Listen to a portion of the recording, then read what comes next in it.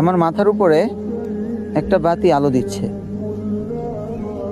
কিন্তু আমরা কি কখনো এইটা চিন্তা করে দেখেছি যে আল্লাহ তাআলা সবসময় আমাদের আলো দিচ্ছেন, সবসময় আমাদের রিজিক দিচ্ছেন, সবসময় আমাদের দিকে তাকিয়ে আছেন, কিন্তু আমরা ভুলে যাই আল্লাহ আমাদের দেখতেছেন, আমাদের সকল নেক কাজ, সকল গুনাহের কাজ আল্লাহ তাআলার কাছে চলে যাচ্ছে।